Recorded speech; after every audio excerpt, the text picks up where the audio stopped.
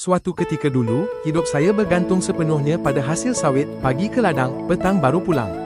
Kadang hasilnya lumayan, kadang cukup-cukup makan. Bila harga baja naik, cuaca pula tak menentu, saya mula risaukan masa depan.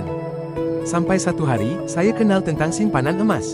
Saya tak tunggu kaya, saya mula saja perlahan-lahan, 1 gram, 2 gram dari hasil jualan sawit.